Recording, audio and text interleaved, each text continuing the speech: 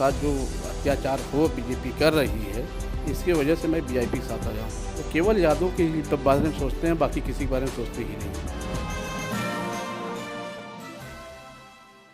नमस्कार, मैं आमिना और आप देख रहे हैं यूएनएन। यूपी चुनाव में विकासशील इंसान पार्टी का झंडा बुलंद करने निकले मुकेश सहनी अपने विपक्षी पार्टियों को एक ना एक दिन रोज एक नई झटका देते हुए नजर आ रहे हैं। और अब जाहिर सी बात है, इलेक्शंस करीब है और पार्टी में नेताओं का फेरबदल होना भी लाजमी है। इसी कड़ी में हमारे साथ ऐसे ही एक नेता बैठे हुए हैं जो कि प्रदेश अध्यक्ष हैं आरजेडी के, जिन्होंने अभी क्या किया है वो मैं सीधे उन्हीं से पूछूंगी और आपको बताऊंगी। तो सर, सबसे पहले तो आप बहुत स्वागत है हमारे चैनल में, और आप खुद का परिचय प्लीज़ हमारे चैनल पर।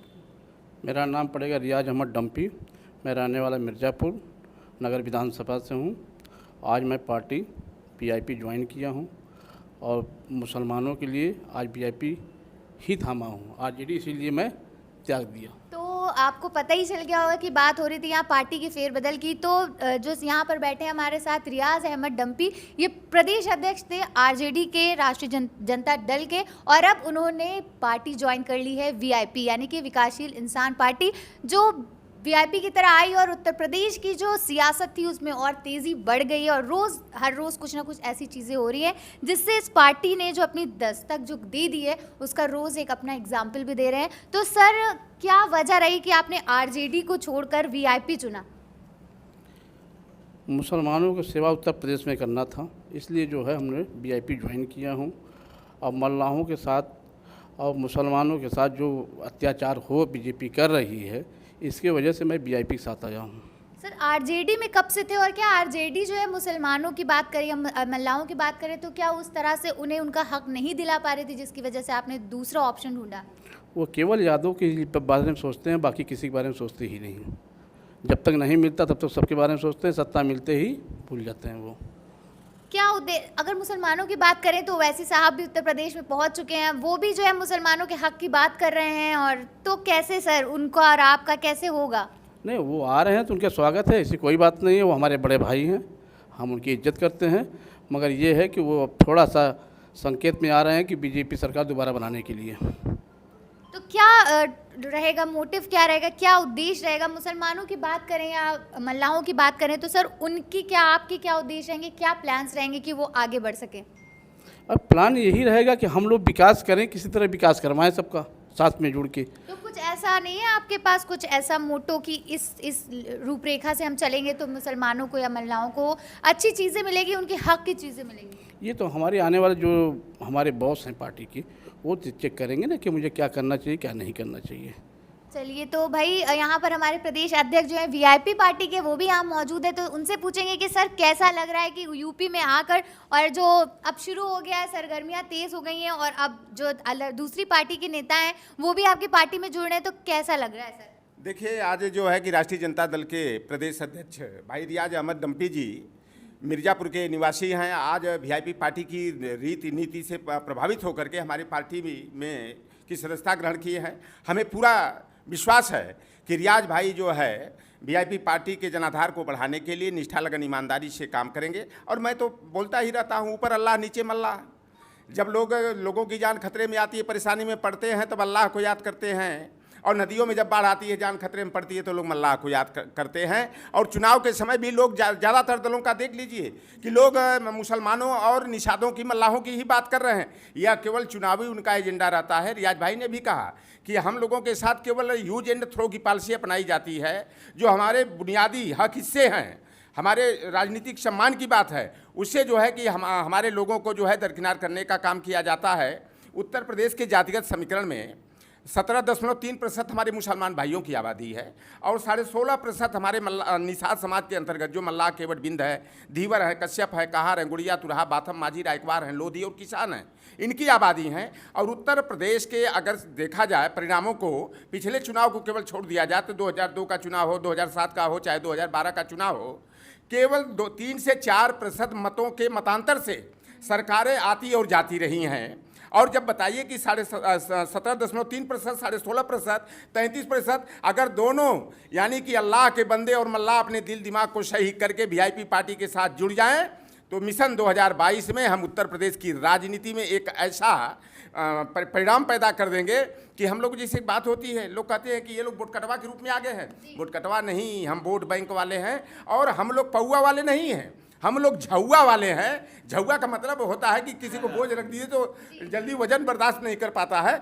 तो 33% आबादी केवल मुसलमान और मल्लाहों की है, और इन वर्गों को जोड़ने के साथ साथ हम लोग जो भी अधिकारों से वंचित हैं, सामाजिक न्याय से वंचित है, राजनीतिक उपेक्षा के शिकार हैं, चाहे वो लोहार कुहार सुनार हो, तेली तमोली बरई बारी हो, नाई धोबी कुजरा कसाई हो, फकीर है, जुलाहा है, गद्दी हैं, घोसी हैं, बारी हैं, चौरसियाँ हैं, कलवार हैं, चाहे अहिर कुर्मी काची, ये भी हमारे बड़े भाई हैं। सभी लोगों को, राजभर चौहान को हम लोग वीआईपी पार्टी से जोड़ करके मिशन 2022 के समर में उतरेंगे।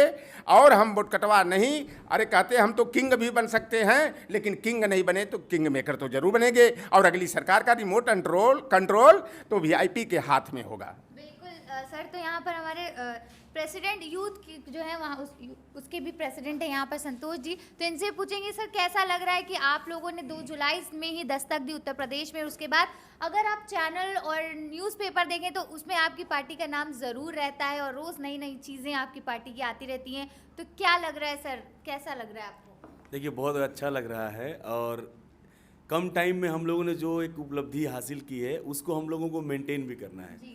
आप ये कह रही हैं कि रियाज भाई हमारे आज साथ जुड़े हैं, तो निश्चित रूप से ये हमारी पार्टी के लिए और हम पूरे पिछड़ों के लिए और इस मुस्लिम कम्युनिटी के लिए, हम सब लोगों के लिए एक मील का पत्थर साबित होगा इनका निर्णय। आप 2014 से आरजेडी की सेवा कर रहे थे, प्रदेश अध्यक्ष, उत्तर प्रदेश के प्रदेश अध्यक्ष थे आप, और आपका मेरे साथ आना, आपका वीआईपी में आना हम लोगों के कॉन्फिडेंस को, हौसले को ज़रूर बढ़ाया है।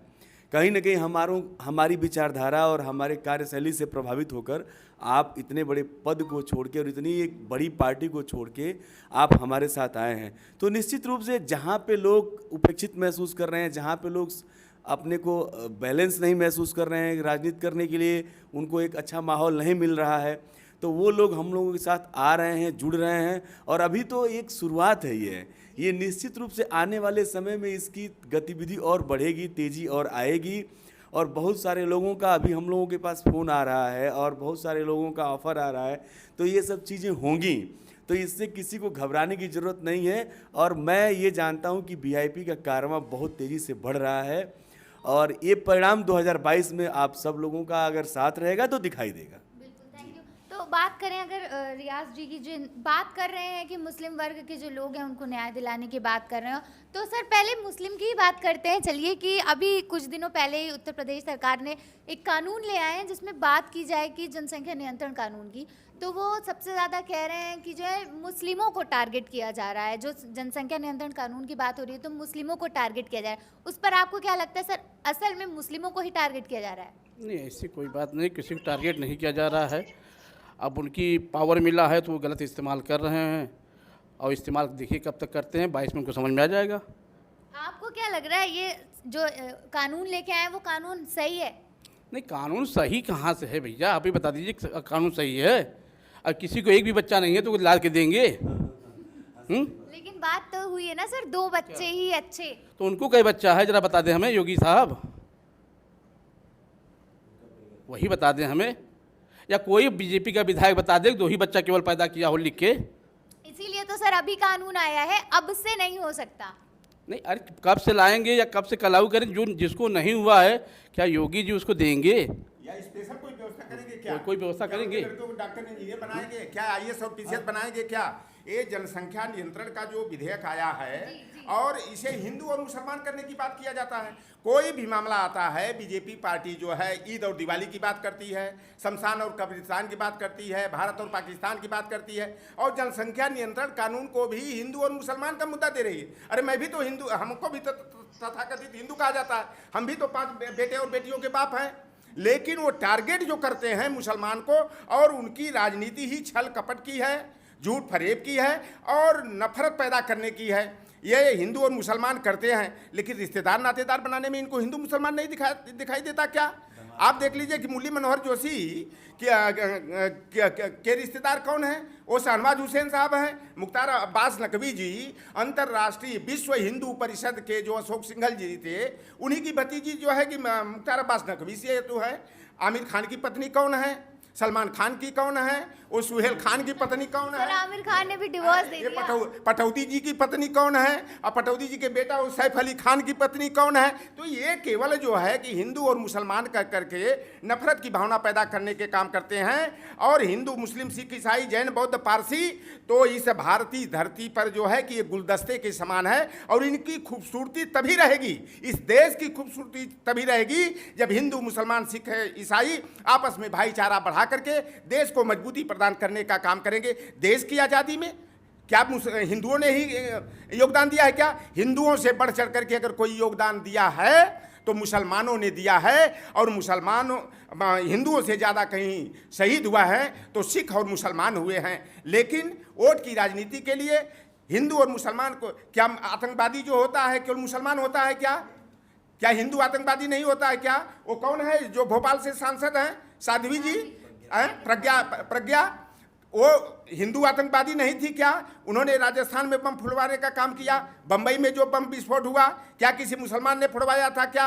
ये लोग केवल नफरत की भावना पैदा करते हैं। इनका असल मकसद जो है कि केवल नफरत की भावना पैदा करके किसी तरह से सत्ता हथियाएं और ये सत्ता का दुरुपयोग करने का काम करते हैं। लेकिन वीआईपी पार्टी अब ऐसे नफरत की राजनीति करने वालों को सबक सिखाने का काम करेगी। और जो भी हमारे हक हकूक को छीनने की बात करेगा, जो हमारे सम्मान को ठेस पहुंचाएगा, मिशन 2022 में उसका जवाब दिया जाएगा। बिल्कुल। तो भाई हम यहाँ पर ये ख़त्म करेंगे और बस लास्ट में सर से यही पूछना चाहेंगे कि सर कुछ कहना चाहेंगे हमारे चैनल के माध्यम से?